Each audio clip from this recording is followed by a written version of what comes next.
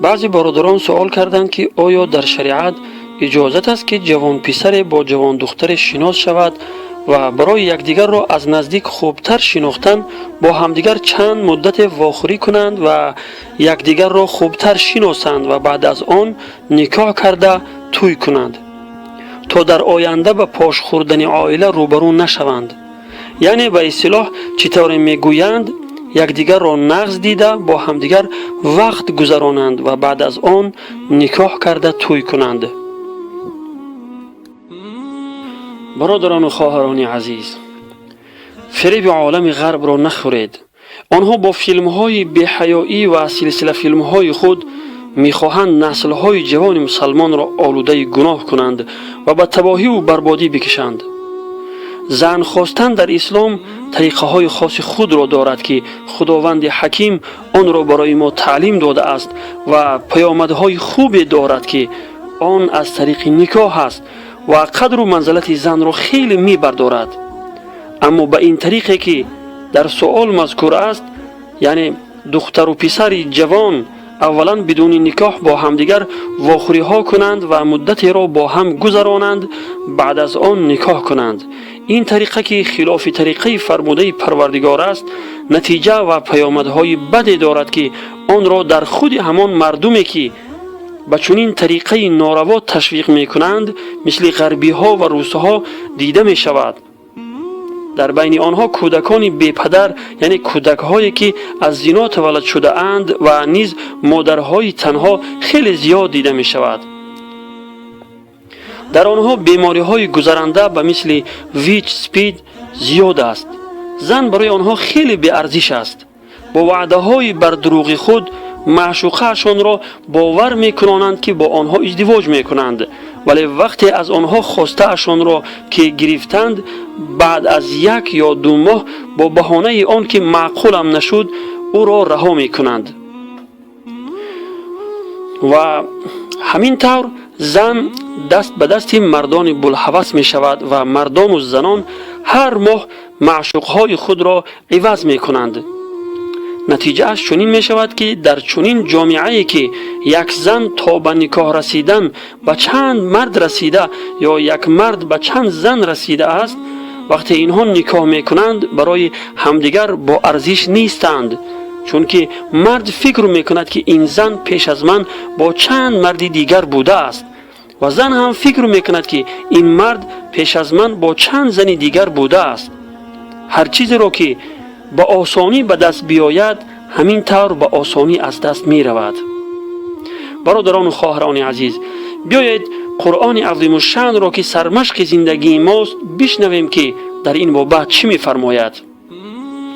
قرآن کریم به عنوان یگانه کتاب تربیت ساز الهی در بحث بهداشت احساسات دختر و پسر بر حفظ آبروی زن و مرد و خانواده آنها تأکید ورزیده همگان را از داشتن رابطه و دوستی های پنهانی با جنس مخالف، یعنی عشق ورزیدن دختر با پسر و پسر با دختر برحذر داشته و منع کرده است.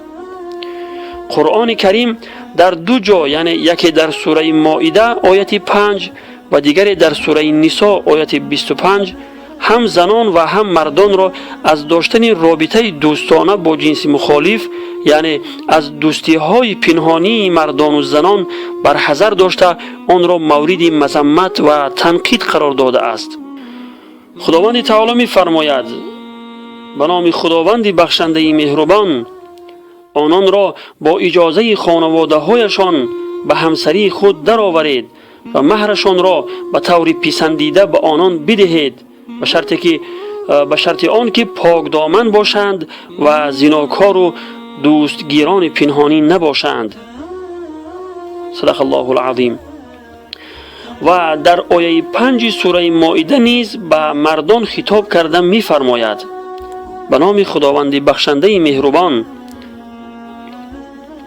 و بر شما حلال است ازدواج با زنان پاکدامن از مسلمان و زنان پاکدامن از کسانی که پیش از شما کتاب آسمانی به آنان داده شده، به شرط آن که مهرهایشان را به ایشان بدهید در حالی که خود پاکدامن باشید، نه زناکار و نه آن که زنان را در پنهانی دست خود بگیرید.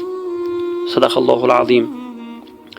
برادران و خواهران عزیز، پروردگار شما از شما بهتر می‌داند که برای شما کدام راه بهتر است. به جای پیروی از غربی ها و روس ها، پیروی از فرموده های پروردگارتان را کنید.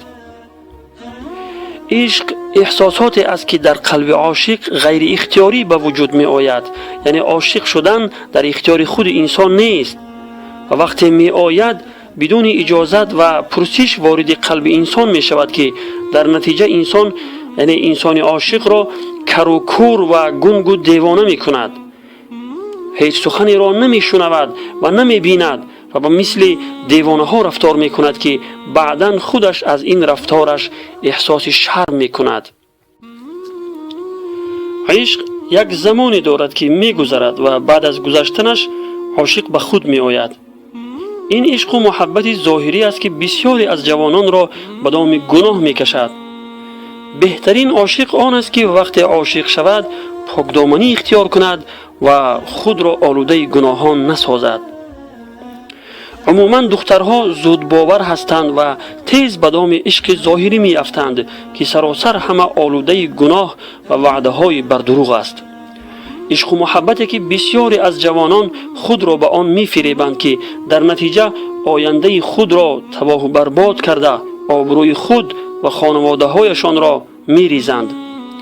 عشق و محبتی که دو جوانی را که حالا با هم نکاح ندارند و به یکدیگر حلال نیستند وادار به کار گناه می کند و مثل خلوت کردن با زنی بیگانه، یعنی تنها نشستن با زنی نامحرم و مدت‌های دراز صحبت‌های تلفنی کردن، با همدیگر سخنان شهوت انگیز گفتن و با همدیگر به واسطه پیامک‌ها رسم و نوارهای فحش و بی‌حیایی روان کردن و غیره که اینها همه سراسر مخالف حکم پروردگار است.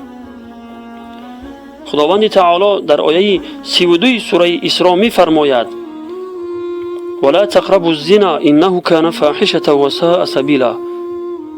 یعنی به زنا قریب نشوید چون که خیلی کار زشت و راه بدی است. از همه بدترش آن است که این عشق ظاهری و موقتی عاشق و معشوق را به کار زنا می کشد که خیلی پیامدهای بدی دارد. العیاذ بالله. خواهر عزیز، وقتی به کسی دل بستی و غیر اختیاری عاشق شدی پاکدامنی اختیار کن و پیرو هوا و هوس نشو. فراموش نکن که هر قدری با او نزدیک می شوی همان قدر بی ارزش می شوی. او هر کاری که با تو می کند با دوستانش آن را فخر کرده نقل می کند. تو با این کار خود را اسیر او می سازی. او تو را با وعده های بر دروغش می فریبد و همین که از تو خواسته‌اش را گرفت تو را رها می کند در حالی که مثل یک تنگه ارزش نداری. خواهر عزیز، صبر خیلی سخت است ولی حاصل آن خیلی شیرین است. اگر واقعا دوستت می دارد خواستگار فرستد، بعد از آن معلوم می شود. ولی تا زمانی که نکاح نشوی هرگز با او رابطه نداشته باش. در این کار خوشنودی پروردگار توست. اگر اساس زندگی شما با نافرمانی پروردگار آغاز شود تو چی گمان میکنی؟ گمان میکنی که خداوند شما را خوشبخت میگرداند؟ نه خواهر عزیز، این خیال خام است. خداوند همه ما را توفیق عمل کردن و دستوراتش را نصیب گرداند و همه جوانان امت اسلامی را از وسوسه های شیاطین حفاظت فرماید. آمین یا رب العالمین.